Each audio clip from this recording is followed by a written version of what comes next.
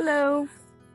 So, just yesterday, I posted my very first video on YouTube, and even though no one has seen it, it's been 19 hours, I'm counting. I'm gonna post another one because my goal is to post every single day for the next 30 days to start with. Oh, hopefully you can still hear me. So that I myself can get some momentum of learning to record, edit, minor edits here and there, and then post. So even though it's a lot for me, it's also because I want to share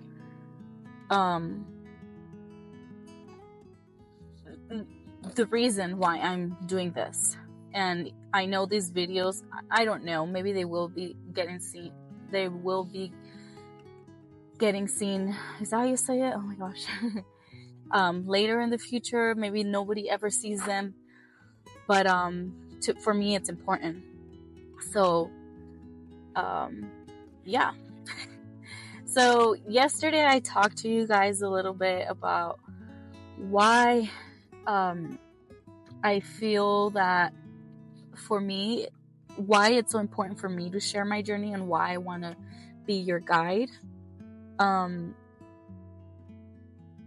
in healing. And when I say healing, I mean like not healing in a physical way, like as your doctor or anything like that, because I'm not a doctor. I'm just a mom. And by healing, I mean healing in your own way. Whatever it is that you call healing. So if you feel like you need to heal depression or heal anxiety, for me, it gives me a sense of understanding. Like I understand it better if I think of it in that way, because maybe it's because I used to be a nurse. Sorry if it moves too much and if the lighting is not perfect. I'm driving and I'm on my way home, so I thought I would do this before I got home. So I have a 25-minute drive. So hopefully this video is less than that. So anyways, going back to the healing. Some people that I've gotten, like I've taken some courses, and some of the courses they have said like, oh, don't think of it healing, because if you continue to think that you're healing, then you always are going to see yourself as there's something wrong with you. And I can see that point of view. I can see how, like, in a subconscious way, to some degree, our bodies, because we continue to say I'm healing, I can see how our bodies or our subconscious, you're kind of brainwashing yourself to thinking that you're always healing, so you're always, I don't know, broken. But right now, that's how it helps me to think of it, that I'm healing, because in my head, the way I see life right now, I know that I still have a lot of inner child work to do, and I know that I'm still uncovering a lot of trauma that I lived throughout my childhood. And I feel like I have to say this because I feel like if my family sees this videos and say like trauma from your childhood, like, I need to guess, they might be, they might think like you didn't have trauma or whatever, because I used to think, before I started doing my inner child wound healing and trauma and all this work that I got into after my depression, my postpartum depression, I used to think I had the best childhood. I used to think like, yeah, okay, my dad and mom weren't basically a couple. My dad did have another family growing up. I did see a lot of my uncles, I have some deep core memories of them fighting, either between each other or with other people, which is, I think, the reason why I hate seeing people fight, and it gives me anxiety. Maybe that's the reason. I haven't pinpointed that, but either way, like, there's a few things here and there, but in my head I was like, that's not trauma. Like, there's no way that's trauma. And obviously, not obviously, I also had some events that they were traumatic for me. And what I mean by that is that I had a person that I saw as a cousin kind of like asking very intimate questions and stuff like that when I was, how old I was. I think I was 12 at that time. And very inappropriate questions, like, anyways, I'm not even going to go into detail. I had that happen. And then I also, when I told my one of my teachers that I was having nightmares because of the things that he was asking and stuff like that, I started to get scared. And I was having nightmares and I couldn't sleep. And then on top of that, I was getting bullied at school. I got bullied a lot growing up because I was a very quiet little girl. And I just allowed kids to step on me because I was like, not literally step on me, but like I wouldn't defend myself and stuff. So I would just stay quiet. And I had that. And then when I told my teacher, or one of my teachers, he like told me, like, he had to tell the school director or something like that. And then they called my aunt and they called my mom and all these things. And then somehow they all minimized it. Like, whatever happened, they are like, oh, there's nothing really happened here, kind of thing. And then even though I was mentally like suffering, I guess that's the word, I was only 12. Anyways, sorry, I'm going to that. And then when I was like 16 or 17, I don't remember exactly the age. I think I was still going to high school when that happened, or maybe I had just graduated. I think I blanked that out a little bit of what stage I was. But I had an uncle that tried to kiss me while I used to work at his restaurant, and try to not touch me all the way. Sorry if this is very uncomfortable for you guys to hear, but like, anyway, something happened. And the same thing, I'm not going to go super into detail of the whole story right now, but when one of the cooks noticed that I was shaking and I was, like crying in the restroom, and then one of the customers that were like routinely, they would be there like every Wednesday, I can't remember, they would be like twice a week or 3 times a week there. Anyways, they knew me so well that one of them noticed it, that I was really struggling that day. I was shaking, my eyes were tearing, and when he asked me what happened, he basically told me, if you don't tell me what happened. And the weird thing is that he right away told me, is it this? And I thought it was weird because I was like, does that mean that it's happened to another person while they were working here?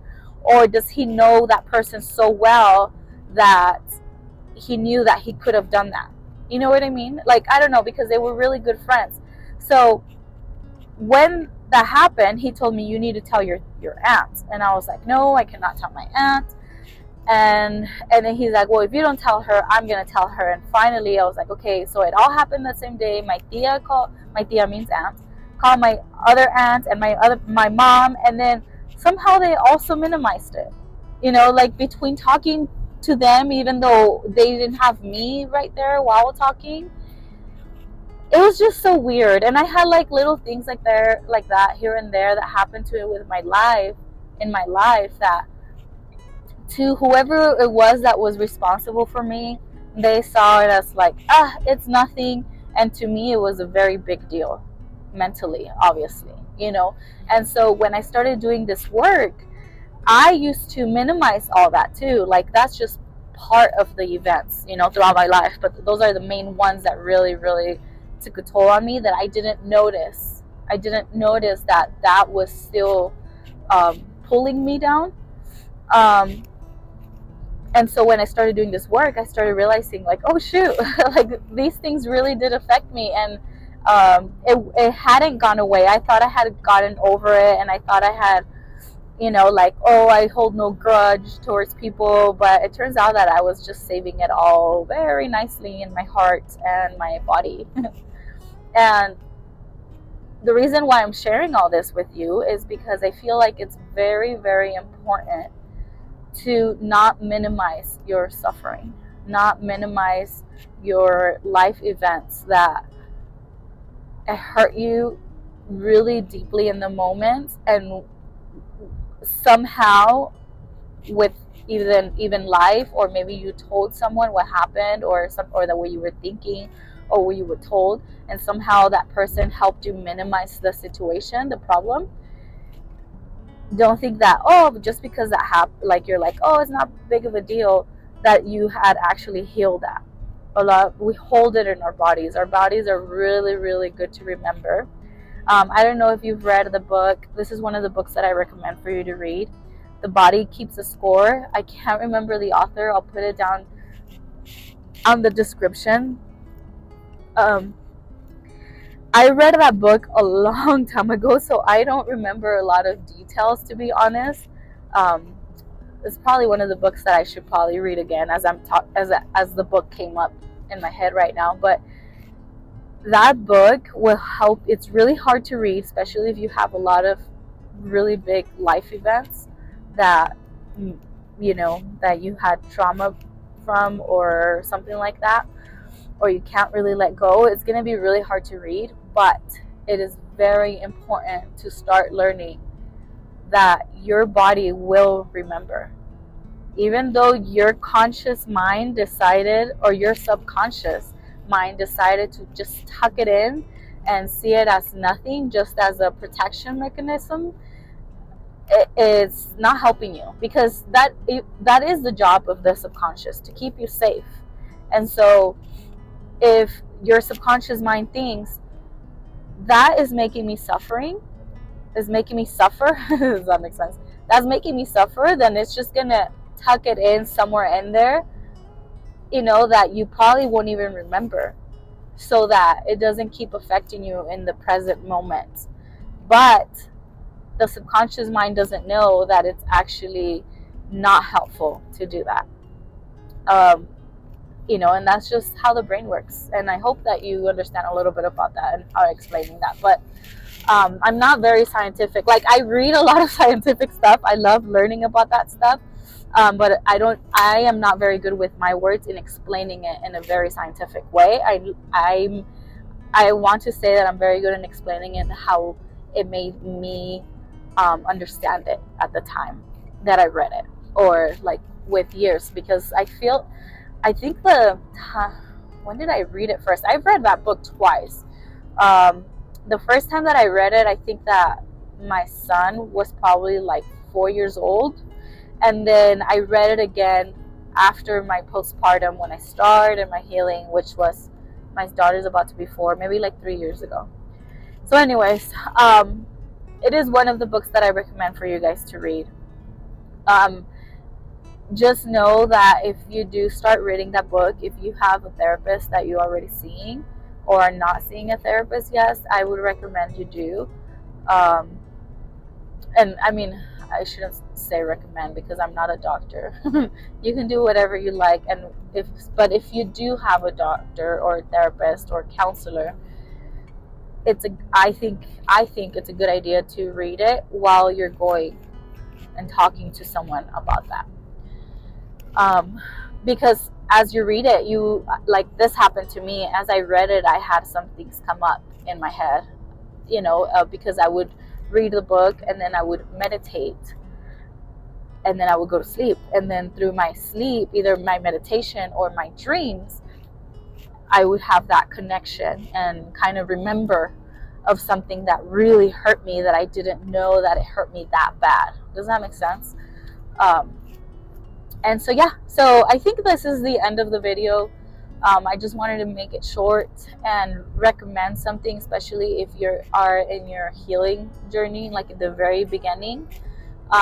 Actually, one more thing that I would really, really recommend if you are in the very beginning stages, or maybe you've been doing this for a long time, but you've never actually really heard or dived into you should look into Dr. Joe Dispenza. He really helped me too. Dr. Joe Dispenza, Mel Robbins, Tony Robbins, I think it's his name. The podcast, uh, the greatness of school, or the great school, something like that. I'll put it in the descriptions. And Jay Shady, I think it's his name.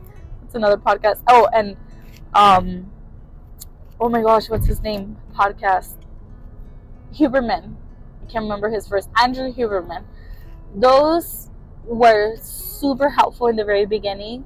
I'll post some of the I'll post the videos that I think were the most helpful in my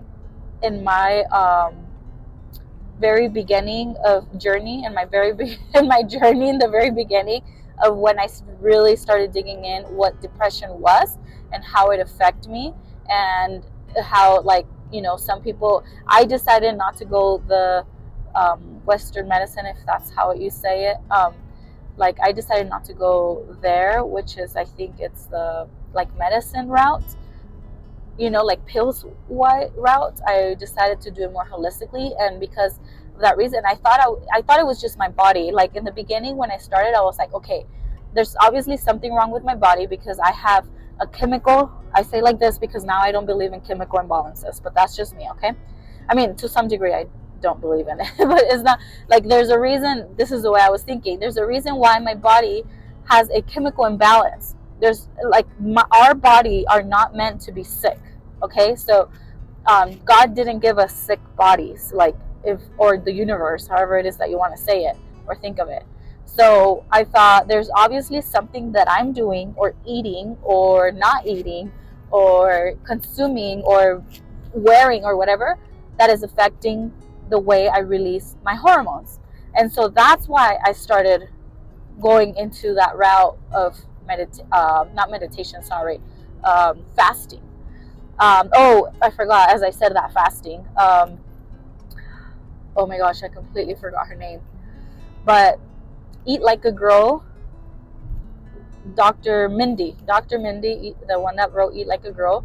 I started watching her a long time ago. My first son, he's 12 years old. I think he was like maybe 2 years old when I started experimenting with fasting, but I had forgotten about her, and this will be for another video because I don't want to make this video super long. But, like, my next video, I'll talk about that, how I got into fasting. I learned from her that a 48-hour fast, when you're suffering with severe depression, or any type of depression, anxiety, overwhelm, or anything like that, but a 48-hour fast really helps the brain. And I think it has to do with ketones, because the ketones go directly into your brain. You're able to think more. Anyways, like I said, I'm not very scientific with explaining things, but I'll put the video down there again as well. And I hope you watch those videos. Okay, so if you do watch those videos, if you do see this video, please comment down below if they were helpful to you. If you've never heard of these videos before, and you have been trying to heal or get off of pills, or whatever it is that your journey is, and you've never seen these videos before, let me know in the comments too. You can always email me. I love talking to people about our journey, because I feel like we don't experience it the same, and we don't have the same body. So whatever worked for me in the what's it called? What's the word that I want to say? In the order that I learn things, maybe in your journey, you're learning a completely different order. Okay, so there's not one way to really get to the root cause of your condition or healing, or whatever it is.